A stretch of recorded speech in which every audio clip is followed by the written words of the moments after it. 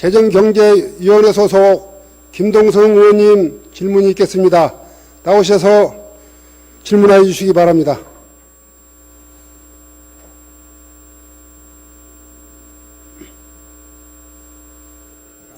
안녕하십니까.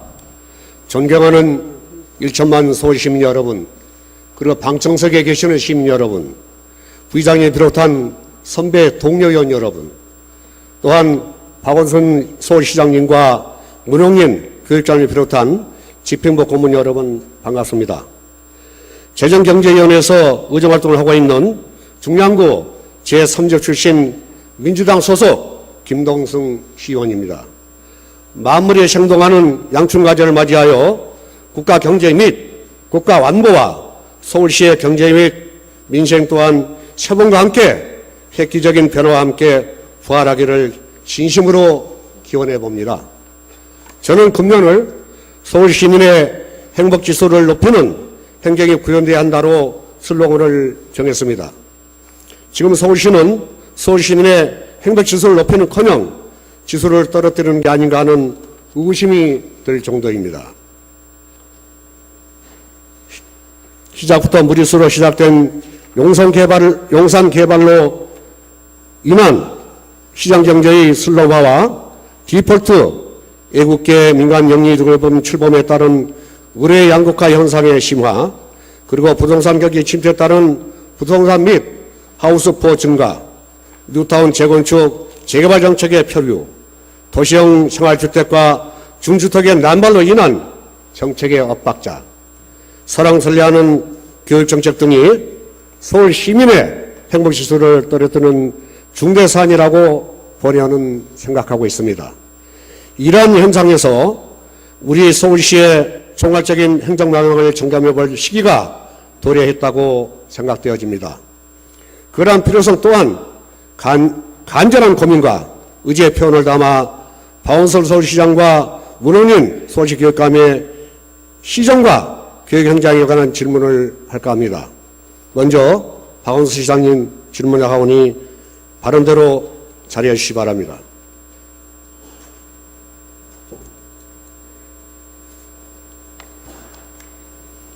본회의 질문 요지서 첫 번째와 다섯 번째를 포괄 질문할까 합니다. 용산 개발 사업의 중단과 관련하여 질문토록 하겠습니다. 시장님, 용산 개발 사업 진행이 무산됐죠? 네. 현재 추진 현황은 어떻습니까? 잘 아시는 것처럼 용산 사업이라는 게 본래 철도청에 이 고레일의 철도 정비창하고 이 서부 이촌동 지역을 합해서 국제 업무지구를 조성하는 사업이었습니다. 2007년 그 개발 계획이 발표된 이후에 여러 절차가 진행되다가 잘 아시는 것 같은 여러 경기 침체라든지 사업자 여러 문제 때문에 지난 3월 10일 날 디폴트가 발생돼서 지금 사업이 사실상 좌초된 그런 상황에 있는 사업이죠. 참으로 안타까운 일입니다. 용산 개발 사업의 추진 배경 및 투자자 현황은 무엇인지, 그리고 당초 총 투자 예산 규모는 어떻게 되는지 아시는 대로 답변하시기 바랍니다. 예, 잘 아시는 것처럼 이른바 단군 이래 최대 사업이라고 할 정도로 약 31조 원의 이 사업이었습니다. 본래는 고레일에서 철도 부채 해결을 위해서 정비창 부지 개발 계획을 수립하는 과정에서 서부 이촌동을 포함하는 통합 계획으로 이렇게 발전해 가게 됐고, 그러면서 또 최대 출자사인 고레일을 비롯해서 롯데관광이라든지 삼성물산이라든지 이런 30개 출자사들이 참여하고 있는 그런 상황이었습니다. 맞습니다. 31조면은 서울시의 1년 예산과 필적한 예산입니다. 용산 개발 사업의 최초 계획 대비 변경 내역은 무엇인지 소상히 답변하시기 바랍니다. 최초 계획은 2010년 4월에 구역 지정과 더불어서 개발 계획이 수립이 됐었고요. 그리고 잘 아시는 것처럼 국제 현상 공모를 거쳐서 개발 계획 변경안을 수립을 했고, 또 지금 사업 청산에 이르기까지 그것이 계속되고 있는 상황입니다. 그 부연해서 투자자별로 역할 배분과 협약서 4번 그 내역이 있죠. 네. 그거 공개를 좀 하시겠습니까? 예, 그게 뭐 이미 다 잘 알려져 있는 것처럼 약 30개사가 참여하고 있고요.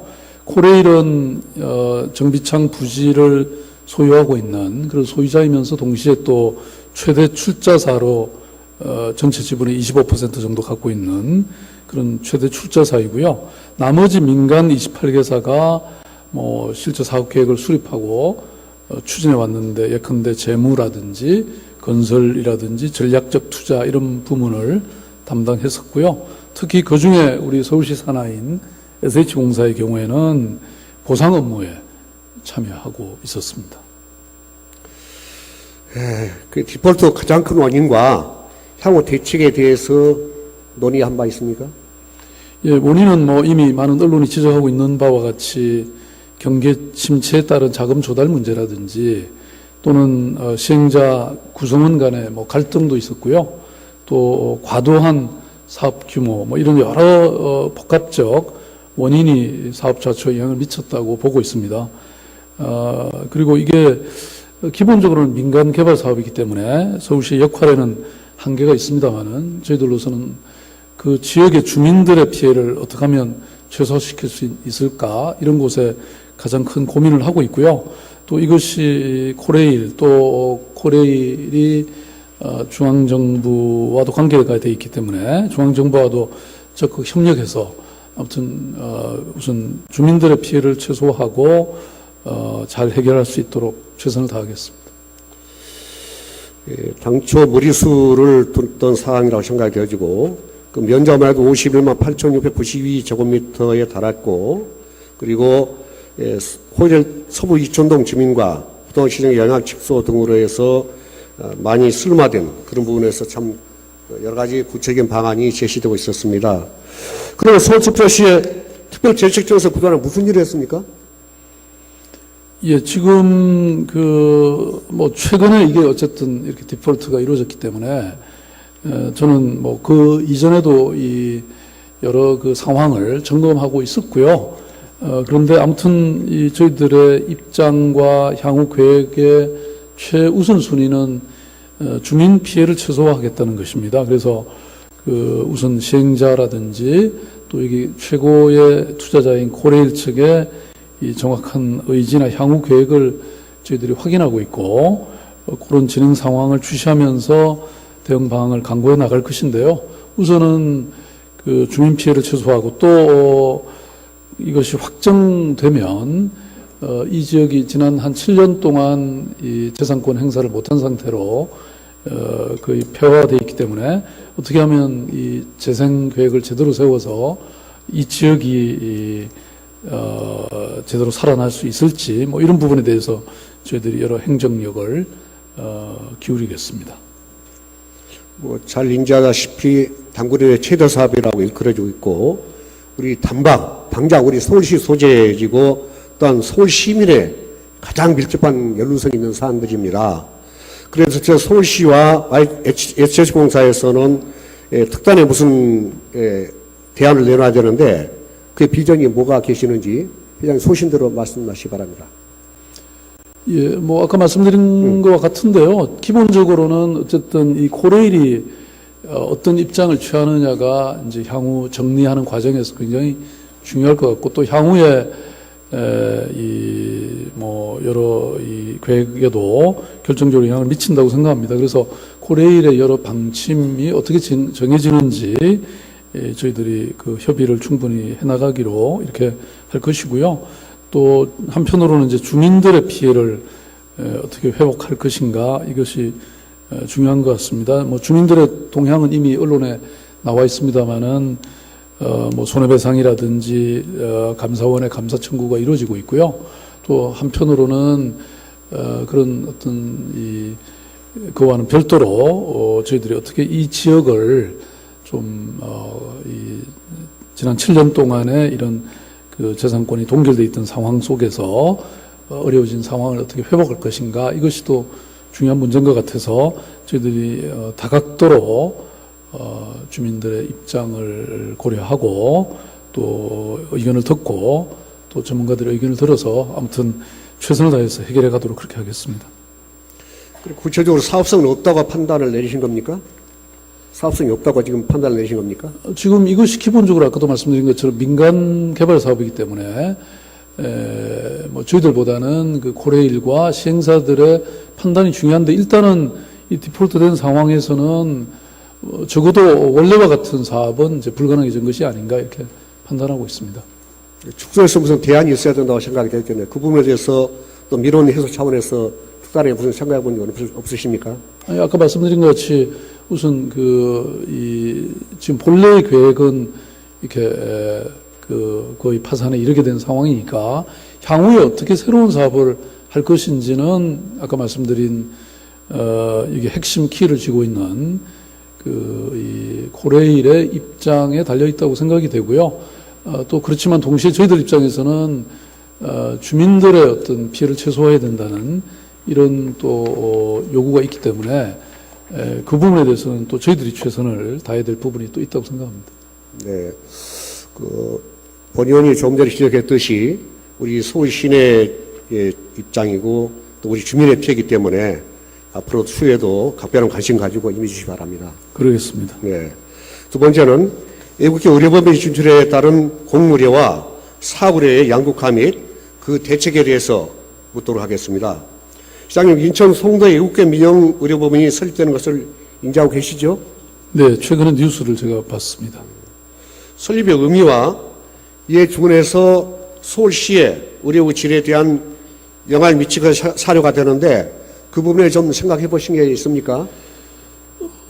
지금 아마 이제 그동안 사실 인천 송도에서 여러 국제병원을 유치하거나 설립하는 과정에서 뭐 영리병원으로 할 거냐, 비영리병원으로 할 거냐 이런 논쟁들이 참 많았던 것 같습니다. 그런데 최근 보도에 따르면 송도국제병원을 비영리로 설립하는 방향으로 이렇게 아마 확정을 했다고 들었습니다. 그래서 뭐 외국인 전용 진료센터라든지 이런 전용 병상 포함해서 한 1,300병상 규모의 이런 국제병원을 추진하기로 했다고 들었는데요. 뭐 이렇게 되면 당초 우려했던 영리병원의 폐해는 사라지면서 동시에 또 국제병원을 이렇게 짓게 됨으로써 저는 잘 정리가 됐다고 생각이 되고요. 이렇게 되면 뭐 서울시에서도 예컨대 이런 병원들의 경우에 얼마든지 가능하지 않을까 이런 생각을 하고 있습니다. 국회 부연해서 추후에 서울시에서도 공의의 양적 질적 향상을 위해서는 여러 대책이 논의돼야 한다고 생각합니다. 시장님 그렇죠? 네. 네. 그 첫 번째가 본인이 사료하기로는 서울의료원의 획기적이고 과감한 질적인 개혁이 아닌가 생각합니다. 시장님, 서울의료원 신축 배경 및 사업비 투입에 대해서 구체적으로 인지하고 계십니까? 네, 기본적으로 뭐 의원님도 잘 아시겠지만 이 강남의료원이 본래 강남에 있다가 이제 강북에 오게 된 것은 강남북의 의료 격차를 해소하고 특히 시립병원이 지금 그 동북권의 거점 병원으로 역할을 하기 위해서 이전 신축한 걸로 알고 있습니다. 예, 우리 참 이 서울시 의료원이 저희 중량구에 있기 때문에 당초에 주민들께서는 많은 기대감과 포부를 가졌습니다. 희망을 가졌더랬습니다. 그러나 현황 본다라면은 사실 많이 위축되고 피폐했거든요. 그 부분을 저는 총괄적으로 질문을 드리겠습니다. 서울의료원 이전 전후의 주요 항목별 운영비 변동 내역에 대해서 짤막하게 설명하시기 바랍니다. 예, 그 병상수는 지금 623병상이고 시설 규모도 뭐 본래보다는 굉장히 근 3배 정도 커졌죠. 99,000평방 정도 되고 인력도 당초에 600명 정도에서 지금 1,000명이 넘었었습니다. 그래서 본래 강남에 있던 시절보다는 훨씬 더 병상수나 뭐 규모 인력면에서 커졌고요.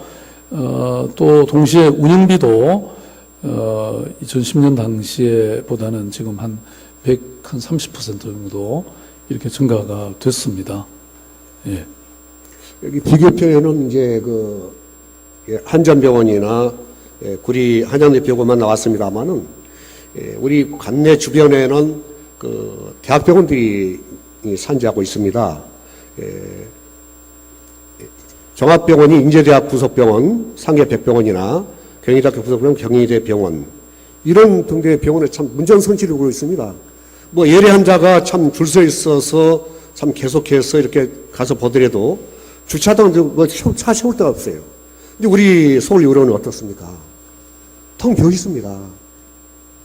사실 그 시설이나 투자해서 아깝다는 것이죠.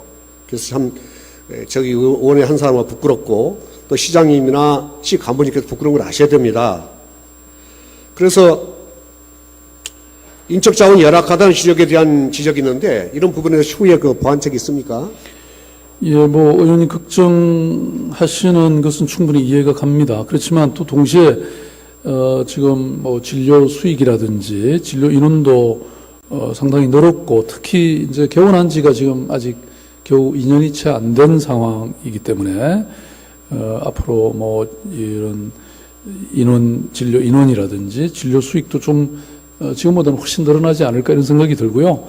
말씀하신 부족한 부분들은 저희들이 계속 보완해 가도록 할 생각이고 특히 이 서울의료원뿐만 아니라 서울시 여러 시립병원에 대해서는 저희들이 지금 그 아주 전문적인 컨설팅을 받고 있습니다. 그래서 그 결과가 나오면 시립병원의 전반적인 혁신이 이루어지지 않을까 싶습니다. 저희들이 최선을 다하겠습니다. 본의원은 서울시립대와 서울의료원을 연계해서 발전하는 이런 걸 생각해 봤습니다.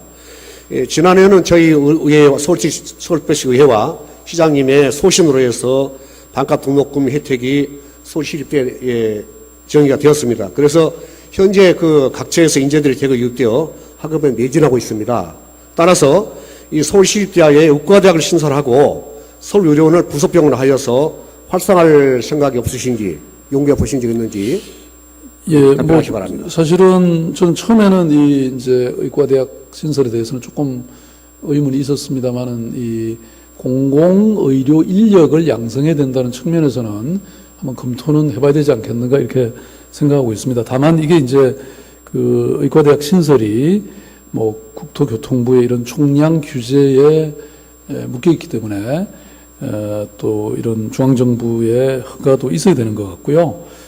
그래서 만약에 그것이 어렵다면 뭐 기존 의과대학과 연계해서 그런 공공의료 인력을 양성해내는 방안이라든지 어쨌든 좀 이런 그 공공의료기관에 종사하는 어떤 자부심 내지는 또 보상 체계라든지 이런 것들을 잘 저희들이 검토해서 의료원의 시립의료원을 포함한 시립병원들이 좀 더 그 수준이 향상되고 시민들의 사랑을 받는 그런 병원으로 키워가겠습니다. 상생하는 방향으로 검토해 주시기 바랍니다. 세 번째는 아파트 등 공동주택과 준주택의 층간 소음 문제입니다.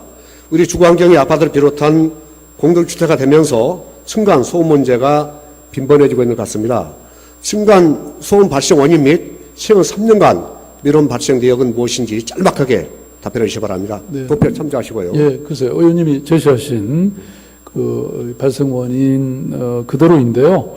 뭐 기본적으로는 생활 소음들이 대부분인 것 같고 이런 문제는 기본적으로는 그 시공상의 물론 문제도 있겠습니다만은 동시에 이웃 간의 상호 배려라고 할까요? 이런 것이 부족한 때문인 것 같습니다. 지금 아마 이게 환경부가 설립한 기관인 것 같은데요. 층간소음 이웃 사이 센터라고 하는 이곳에서 분석한 결과인 것 같습니다.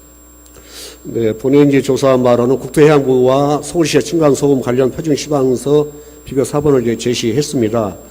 설계 및 시공상의 보완 방법과 서울시 차원의 대책이 필요하다고 생각이 되어집니다.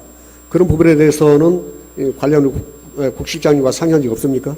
네, 아니 뭐 최근에 이제 이것 때문에 굉장히 사망 사건까지 있고 여러 가지 사회적 문제가 되면서 저희들도 참 이 부분에 대해서는 굉장히 많은 고민 또 대책도 내놓고 있습니다. 말씀하신 시공이 있어서 별도의 표준 시방서는 지금 현재 없는 것 같습니다. 다만 이제 국토부가 고시로 내놓은 관련 건설 기준은 있는 것 같고요. 그래서 말하자면 이 바닥에 그 층간 바닥의 이 두께를 강화하고 이렇게 하고 있습니다만은 지금 이건 또 새로 짓는 것에 대해서는 적용이 됩니다만은 이미 지어놓은 경우에는 해당이 안 되지 않습니까? 그래서 결국은 이런 어떤 시방서나 이런 문제라기보다는 결국은 이 이웃 간에 어떻게 서로 조심하고 또 수용할 것인가에 이런 문제가 있는 것 같습니다. 그래서 지금 주민조정위원회를 저희들이 구성하고 또 여러 가지 뭐 이런 교육을 한다든지 또 저희들이 지금 추진하고 있는 그 주민 공동체라든지 마을 공동체라든지 이런 것을 통해서 또 해결하는 것도 효과가 있지 않을까 이렇게 생각 중입니다. 시장님께서는 이제 대체적인 개략적인 답변을 하셨고요. 잠깐 들어가실 이 부분에 대해서 전문 실장님 계십니까? 나오셨습니까? 주택실장 답변하시겠어요? 예. 잠깐 몇 마디 물어볼게요. 예. 예, 시장님 잠깐 앉아 계세요. 예. 예. 흥시 쓰고 많으십니다. 예. 저기 이 부분에 대해서 좀 이따 나오겠습니다만 관악구청에서도 뵙고 활동을 많이 하고 계시는데 기술적 방법 몇 가지만 물어보겠습니다. 현재 그 철근 배근이나 램콘 타설 부분에 대해서 어떻게 허가 인허가가 적용돼서 나가고 있는 건지 간단히 설명하시기 바랍니다. 지금 이제 층간소음에 관해서는 이제 아파트 내부에 관한 문제시고요. 지금 말씀은 철도변은 이제 별도의 그 방음벽이나 이것을 설치해서 이제 그 법적 기준을 충족하게 하고 있습니다. 그게 이해를 잘못하신 것 같아요. 네. 이 소음이 그 언성이 아니라 울림으로 해서 이 바닥에 이 콘크리트 스러브의 울림으로 해서 이론이 말씀 발생되고 있거든요. 예. 그런 부분을 숙고하시고 거기에 대해서 현안 건축법이 어떻게 시방사 나오고 있으며 후에 어떤 거기에 대해서 예. 개선책이 있는 것인지 그걸 묻는 것입니다. 예, 말씀드리겠습니다. 지금 우리가 그 소음을 경량소음과 중량소음 두 가지 나눕니다. 그걸 쉽게 말씀드리면 애들이 장난감을 갖고 노는 것은 경량소음이고 애들이 뛰어다니는 건 중량소음으로 바꿉니다. 그래서 그걸 이미 데시벨로 딱 정해져 있습니다. 아시다시피. 예. 그래서 그 50데시벨 내외로 저희가 지금 그 규제를 하고 있는데요.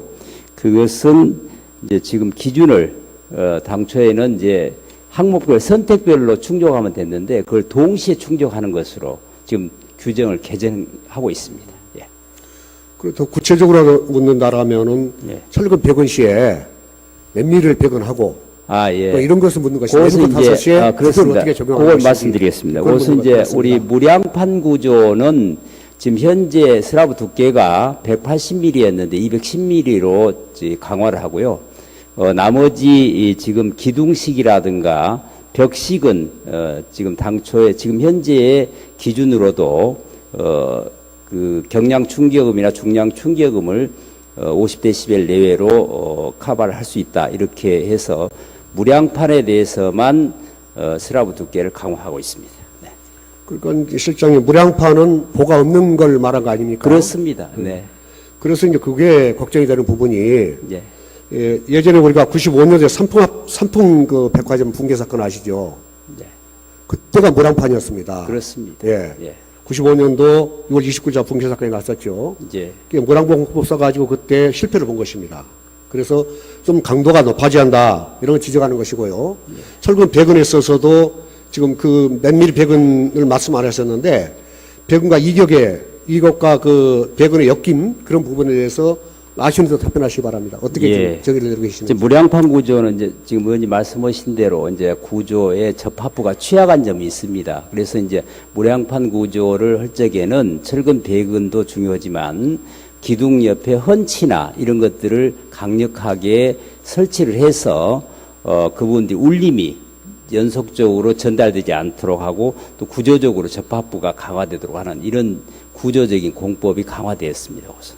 실장님 전문가시니까 예. 상부근 몇 미리, 하부근 몇 미리 하고 이격을 몇 점 주셨습니까? 그것은 이제 시방서가? 그것은 이 기둥의 간격과 또 그 보의 하중의 그 용도에 따라서 다르기 때문에 여기서 일률적으로 답변하기는 곤란한 상황입니다. 대체적으로 한 사례만 들어서 말씀해 예를 주세요. 들면은 판매 시설은 하중이 높고 해배당 400kg의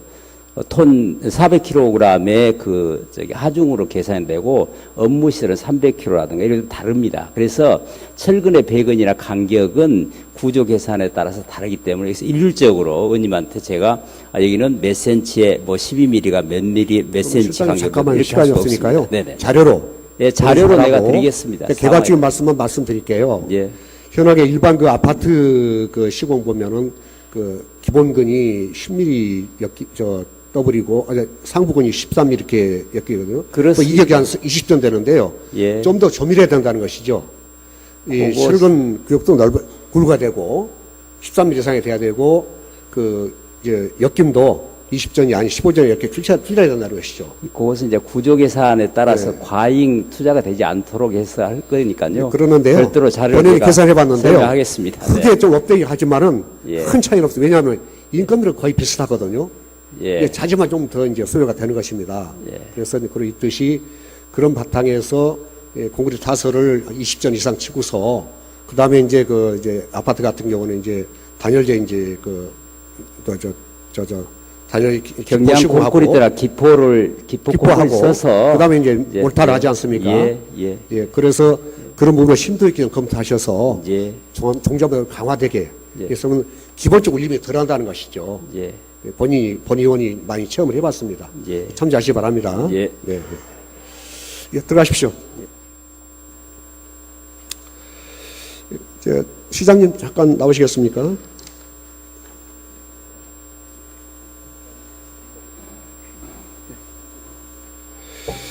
부연해서 말씀드리는데요. 도로 소음공해에 대해서도 민원이 있는 게 사실입니다. 그 지금 시대가 자꾸 이제 업되는 시기가 되고 글로벌 그 모든 게 정책 기한이 되기 때문에 그것도 상당히 국자에 맞춰달라는 그런 요청이 있는 게 많습니다. 그래서 이제 이런 부분에 서울시의 견해가 무엇이며 우리 방침이 무엇인지 아시는 대로 답변하시기 바랍니다. 예, 아까 도로 소음공해에 대해서요.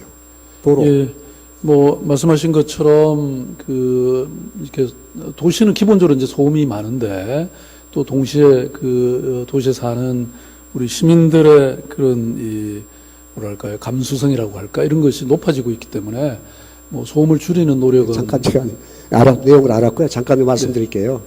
네. 최근 환경사를 개설해내서 저소음 포장구법이 국내 최초 신기술을 받아서 세종시 천막을 분쟁 지역에 포장한 사례가 있습니다. 서울시가 더 이상 가격이 비싸다는 사유로 해서 저소음 포장으로 사전 예방하는 시정을 게을리해서는 서울시 민원의 주요 원인으로 확산될 수가 있습니다. 현재 일본이나 독일, 네덜란드 선진국에서는 주거지의 경우 도로 개설계에서 저소음 포장을 실시하고 있으며 방음벽 설치는 최소하고 있습니다. 경관방해, 조망권방해 이런 미관 채침 이 사람의 효율성이 떨어진다는 것이죠. 참조하시기 바라고요. 다음 질문하겠습니다. 시간이 없기 때문에 말씀드립니다.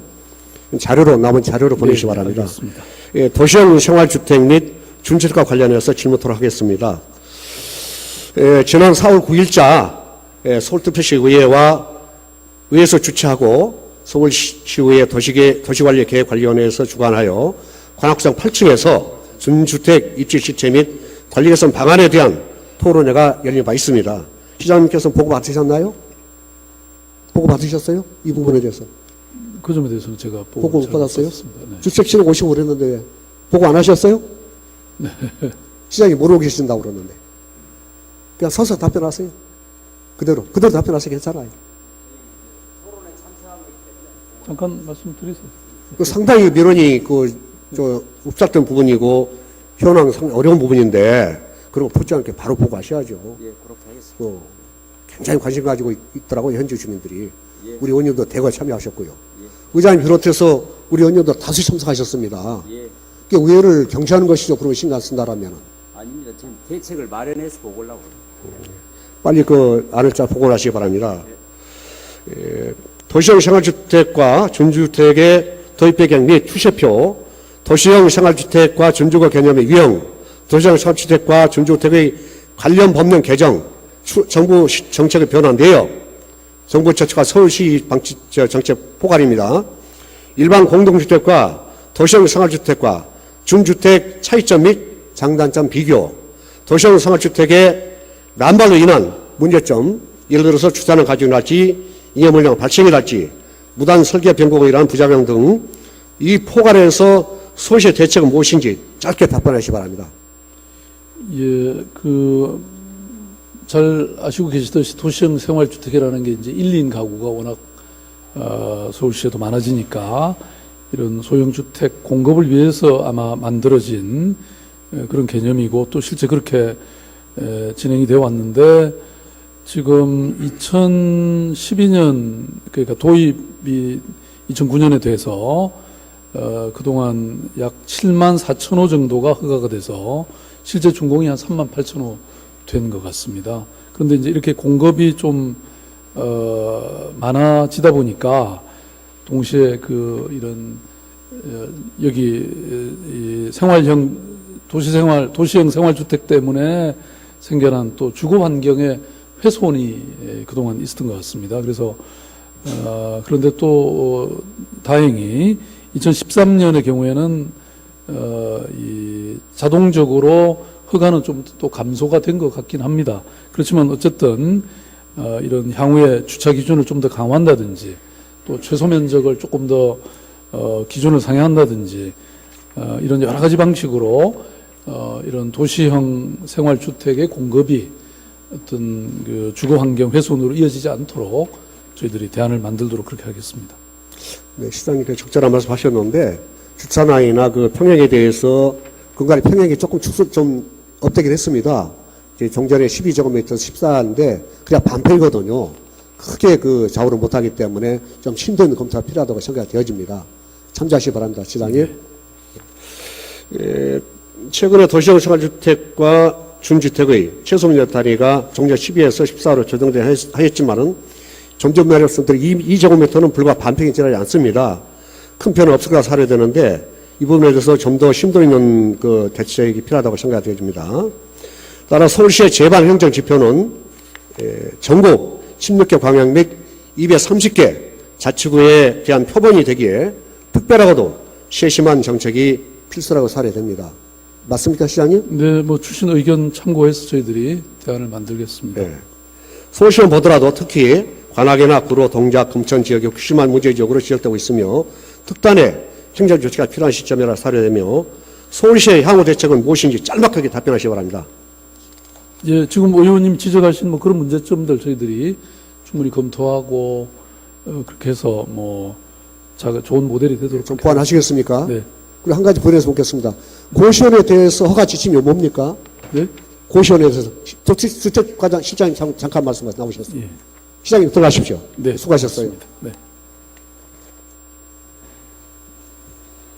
예, 고시원은 그때 저희 그 토론회에서 말씀드렸다시피 지금 기존 고시원의 문제는 이제 그 내부 시설에 예를 들면 싱크대 같은 것을 이제 놓지 못하도록 이렇게 되어 있습니다.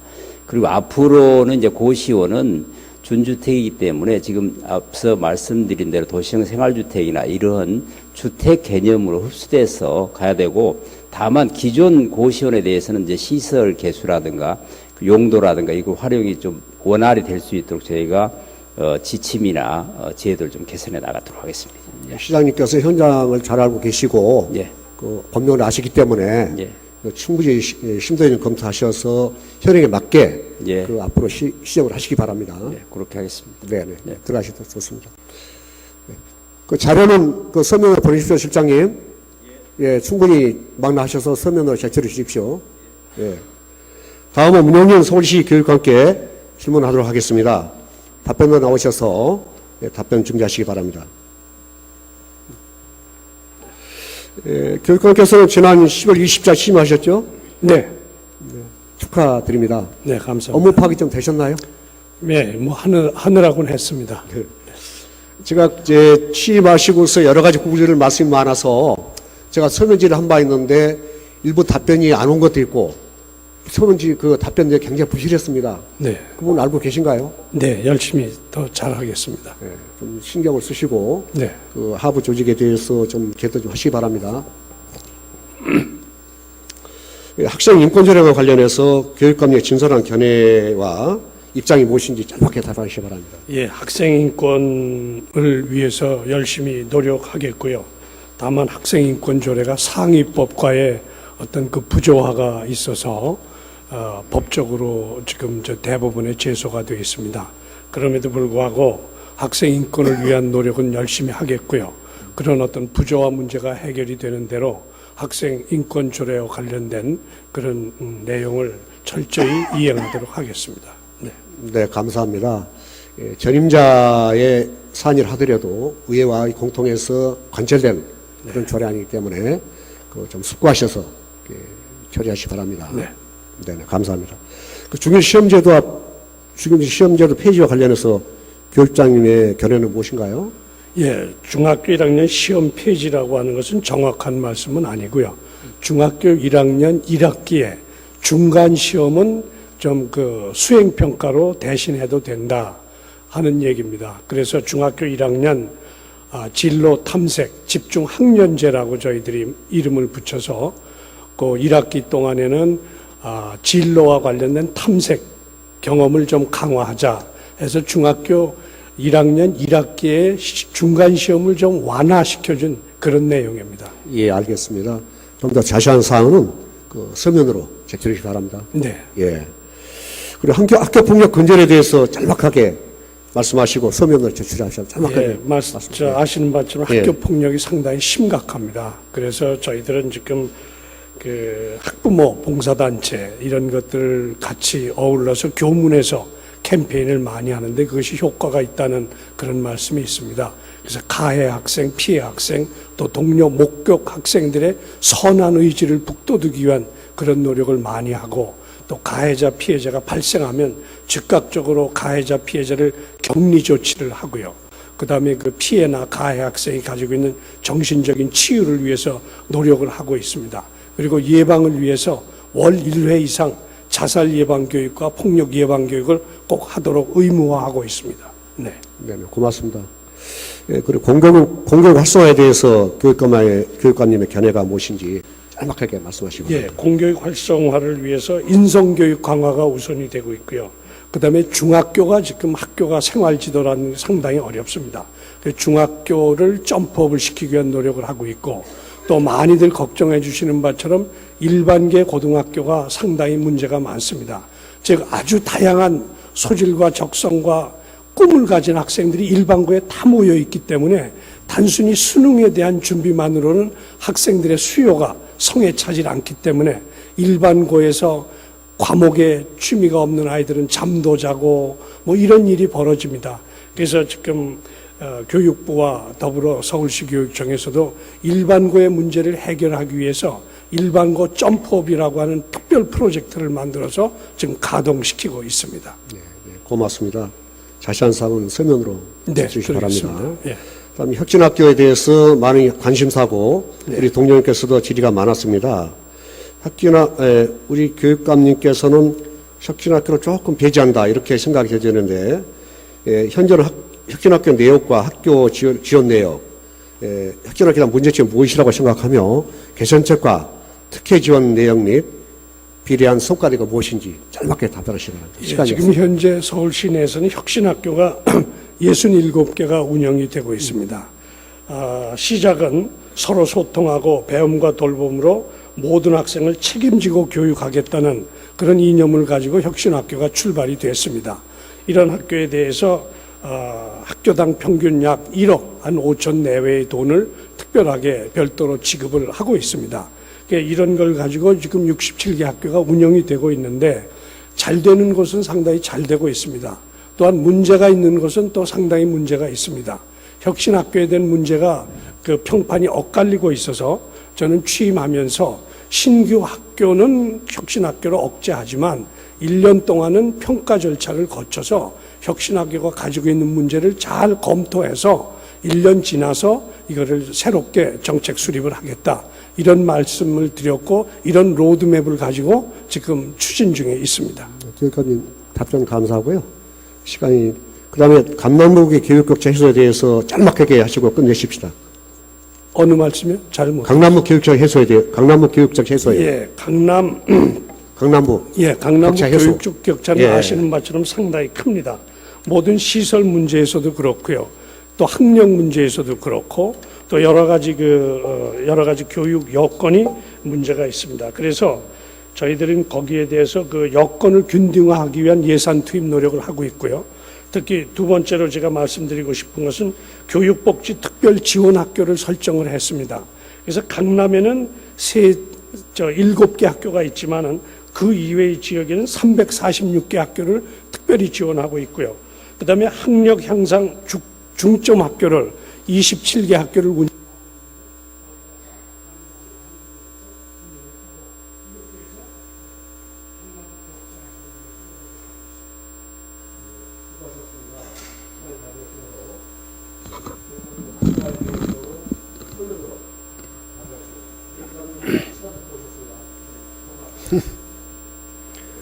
도시 결정 사안하는 2,200여 개의 일반 학교와 120만 명의 학생이 존재하고 그리고 100만 원의 교육을 계십니다. 교육부 학생과에 대한 교육감의 행정실과 수교를 모시기 선언을 발표하시기 바랍니다. 교육은 국가의 백년지 100에 달했습니다. 학교 그동안 교육에 집중하시기 바라면서 질문을 보도하겠습니다. 동생께서 감사합니다. 김동수 의원님 수고하셨습니다.